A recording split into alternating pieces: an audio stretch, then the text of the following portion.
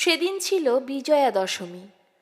অসহ্য গর্ভযন্ত্রণা সহ্য করেও পৃথিবীর আলো দেখালেন মা তার কন্যা সন্তানকে।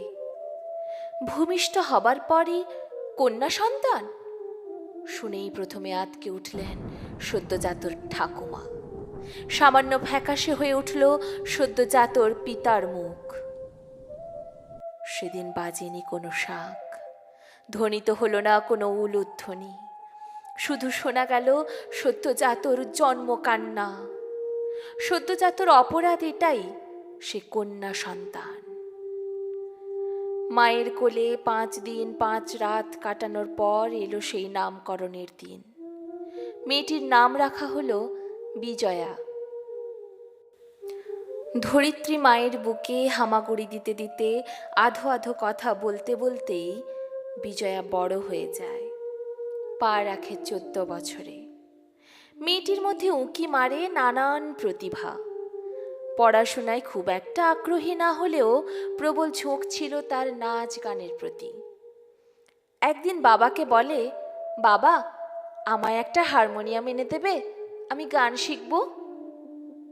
সঙ্গে সঙ্গে বাবা বলে ওঠেন, কি গান? ওই তো পাশের বাড়ির মিনু গান শিখে কি করলো? বাবা মায়ের মুখে চুনকালি মাখিয়ে চলে গেল। উনি আবার এলেন গাইয়ে হবেন। যাও, মন দিয়ে পড়াশোনা করো, নইলে বয়স হয়েছে, ভালো পাত্র দেখে বিয়ে দিয়ে দেব। সেদিন বিজয়া বিয়ের হুমকির ভয়ে বাবার মুখের উপর বলতে পারেনি কিছু। খানিক আর চোখে দেখেছিল নিরুপায় মায়ের শুকিয়ে যাওয়া মুখটা। বিজয়া সেদিন তার ইচ্ছেটাকে মনের মণি কোঠায় খুব যত্ন করে ঘুম পাড়িয়ে দেয়। বাবার বাধ্য মেয়ের মতো জোর করে মন দেয় পড়াশোনায়। ধীরে ধীরে তার ক্লাস বাড়তে থাকে। 8ম, 9ম, 10ম, সেই সঙ্গে বাড়তে থাকে পড়ার চাপও। 10ম শ্রেণীর ফাইনাল পরীক্ষার পর বিজয়া যায় তার মামার বাড়ি। মামার বাড়িতে খাওয়া দাওয়া হই হুল্লোড়, তার সঙ্গে পড়াশোনার কড়াকড়িটাও ছিল প্রবল। হঠাৎ একদিন দেখে তার বোন ঘুঙুর পায়ে দিদিমণির কাছে নাচ শিখছে। ঘুঙুরের তালে সেদিন নেচে উঠেছিল বিজয়ার মনটাও। মনের আনন্দে দুকলি গানে নেচেও ফেলেছিল মেয়েটি। বিজয়ার সেই নাচ দিদিমণির চোখ এড়াতে পারেনি। দিদিমণি বলেন, বাহ বিজয়া, তোমার তো খুব ভালো তাল জ্ঞান, তুমি কি নাচ শেখো? খুব নিচু গলায় না বলে এক ছুট্টে সেখান থেকে পালিয়ে আসে বিজয়া। বাড়ি ফিরে মাকে বলে, মা, আমি নাচ শিখব।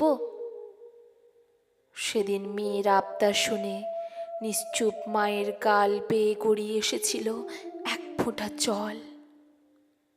শ্বশুর বাড়ির গোড়া শাসন ছিল মায়ের অবগত। পাশ দিয়ে চলে যাওয়া ঠাকুমার কানে কথাটা উঠতেই তিনি ফোঁস করে বলে ওঠেন, বৌমা, মেয়েকে আশকারা দিও না। যাতে মেয়ে হয়ে জন্মেছে তার ওপর নেচে ধিঙ্গিপনা করে বেড়াবে নাকি? তুমি জানো না আমাদের বাড়ির মেয়ে বউদের পায়ে ঘুঙুর পরা বারণ? বিয়ের পর তোমার শ্বশুরমশাই তোমার নাচের স্কুলে যাওয়া বন্ধ করে দিয়েছিলেন, সেটা নিশ্চয়ই ভোলনি। ভালো চাও তো মেয়ের পায়ে লাগাম লাগাও। সেদিন মায়ের চোখের জল আর ঠাকুমার কড়া শাসনের কাছে চাপা পড়ে গিয়েছিল বিজয়ার এই ইচ্ছেটাও। তবে অতলে তলিয়ে যায়নি। লুকিয়ে লুকিয়ে সবার চোখের আড়ালে নিজের মতো করে নাচ করত তার নিজের প্রিয় ঘরটাতে। পড়াশোনার প্রতি প্রবল আগ্রহ না থাকলেও একেবারেই সে অনিচ্ছুক তেমনটা নয়। সে নিপুণ হাতে ইট পাথরের তৈরি ঘর যেমন সাজাতে ভালোবাসে, তেমনি ভালোবাসে ঘরের প্রত্যেক সদস্যের মন বুঝে সবাইকে নিয়ে চলতে। তবে তার মনের কথা যে কে কতখানি বুঝত, তারপরও সে করত না কখনোই। তার এক প্রিয় বন্ধু ছিল, নাম দিনলিপি। তার কোলেই নিজের ভালো লাগা মন্দ লাগা, হাসি কান্না, পাওয়া না পাওয়াকে যত্ন করে রেখে দিত। ধীরে ধীরে কৈশোরের খোলস ছেড়ে যৌবনে পা রাখে বিজয়া। চোখে তার অনেক স্বপ্ন, আমি সেবিকা হব, জনগণের সেবা করব। কিন্তু তার ভাগ্যের নদী বয়ে যায় অন্য খাতে, তার সেবিকা হওয়া হয় না। বিজয়ার এই চড়াই উতরাইয়ের জীবনে একদিন পক্ষীরাজ ঘোড়ায় চড়ে তার স্বপ্নের রাজপুত্তুর তার সামনে এসে দাঁড়ায়, তাকে গল্প শোনায়, স্বপ্ন দেখায়, স্বপ্নের মায়াজালে জড়িয়ে যায় বিজয়া। আনন্দে আত্মহারা মেয়েটি সেদিনও কিন্তু চুপ ছিল, পাছে বাড়ির শাসনের জোরে তার এই স্বপ্নটা না ভেঙে যায়। কিন্তু সে কি জানতো স্বপ্ন কারিগরই ভেঙে দেবে তার স্বপ্ন, ছাড়খাড় করে দেবে তার নিজ হাতে গড়া ছোট্ট স্বপ্নপুরীকে। সেদিন পাগলিনী বিজয়া চুপ করে থাকেনি, থাকতে পারেনি। প্রশ্ন করেছিল, কেন কেন আমায় স্বপ্ন দেখিয়েছিলে? কিন্তু কোনো উত্তর পায়নি। একাকিত্বের জীবনে সে হাতড়েছিল অনেক বন্ধুত্বের হাত, আগলে ধরে নিজের মনের কথা বলতে চেয়েছিল। কিন্তু সময় সাপেক্ষে তাকে বুঝিয়ে দেওয়া হয়েছে, তোমার মনের কথা বোঝার দায় অন্য কারণ নয়। প্রতিবাদের কণ্ঠকে সেদিন হার মানতে হয়েছিল বিজয়ার মৌনতার কাছে।